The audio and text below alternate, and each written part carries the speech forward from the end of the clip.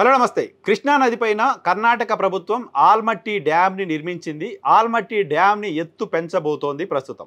ఆల్మట్టి డ్యామ్కు సంబంధించిన 519 అడుగుల ఎత్తుని కాస్త 524 అడుగులకు పెంచాలని కర్ణాటక క్యాబినెట్ నిర్ణయం తీసుకుంది. ఇలా పెంచడం ద్వారా ముంపునకు గురయ్యే ప్రాంతాలలో భూసేకరణకు సంబంధించి 70,000 కోట్ల రూపాయలు ఖర్చు పెట్టబోతున్నట్లుగా కర్ణాటక రాష్ట్ర క్యాబినెట్ ప్రకటించింది. కర్ణాటకలోని ఆల్మట్టి డ్యామ్ ఎత్తు అంశానికి సంబంధించి సుప్రీంకోర్టులో స్టే ఉంది.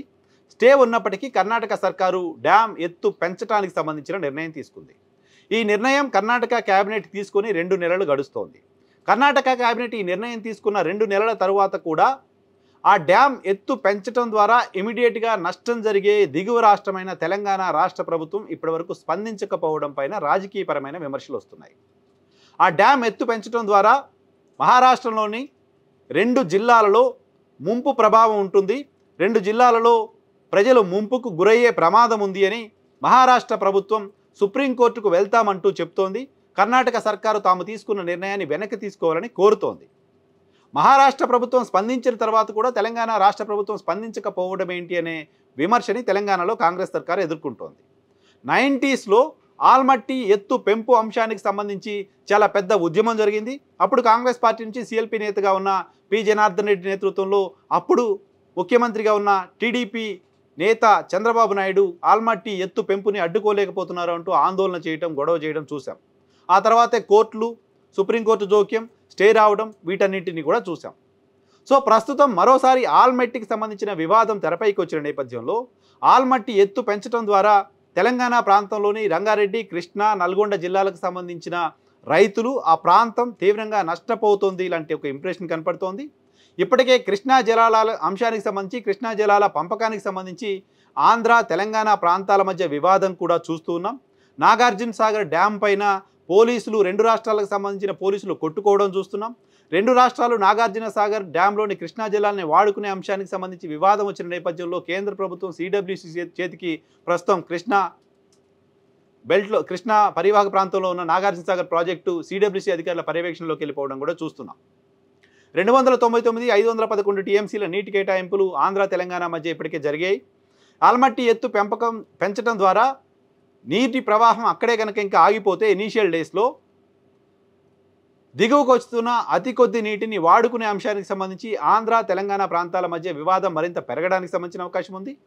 ఇన్ టైంలో కృష్ణా జలాలు తెలంగాణ ప్రాంతంలోకి రాకపోతే రంగారెడ్డి, మహబూబ్ నగర్, నల్గొండ జిల్లాలకు సంబంధించిన ఆయకట్టు సాగు ప్రమాదంలో పడే పరిస్థితి కూడా ఉంది.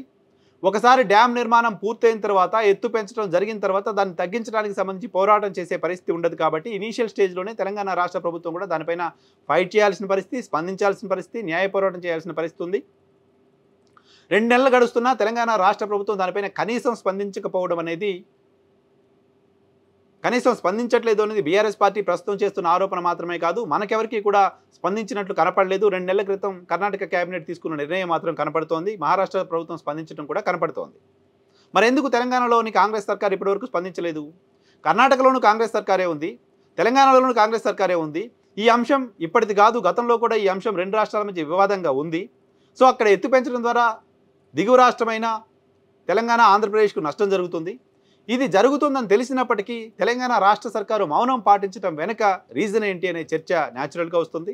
తెలంగాణ రాష్ట్ర సర్కారు మౌనం పాటించడం వెనుక రాజకీయ కారణాలు కనుక ఉన్నాయనే విషయం బయటికి వెళ్తే అక్కడ కాంగ్రెస్ సర్కారే ఉంది. కాంగ్రెస్ సర్కారు తీసుకున్న నిర్ణయాన్ని తప్పుపడితే రాజకీయంగా లేకపోతే అధిష్టానం దృష్టిలో ఇబ్బందులు వస్తాయనే ఆలోచన కనుక తెలంగాణ కాంగ్రెస్ నాయకత్వం చేస్తే, తెలంగాణ రాష్ట్ర ప్రభుత్వం చేస్తే దానికి మూల్యం చెల్లించుకోవాల్సిన పరిస్థితి కాంగ్రెస్ పార్టీకి వస్తుంది.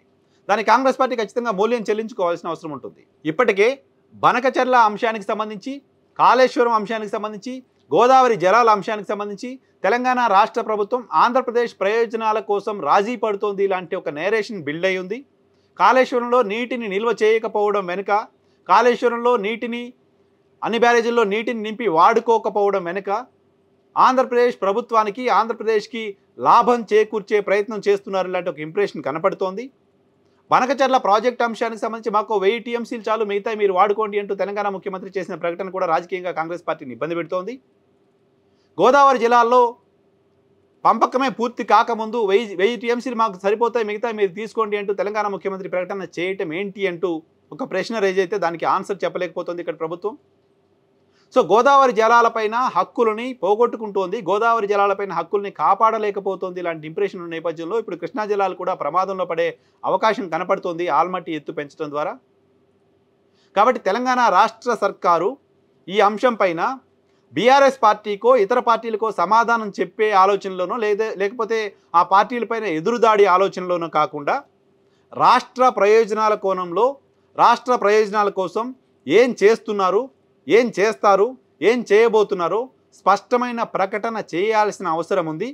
అటువంటి స్పష్టమైన ప్రకటన రాకపోతే, అస్పష్టంగానే ఇంకా రాష్ట్ర ప్రభుత్వం వ్యవహరిస్తే, కర్ణాటకలో కాంగ్రెస్ సర్కారు తీసుకున్న నిర్ణయాన్ని వ్యతిరేకించే పరిస్థితి రాకపోతే తెలంగాణలో కాంగ్రెస్ సర్కార్కి ఇబ్బందులు ఉంటాయి.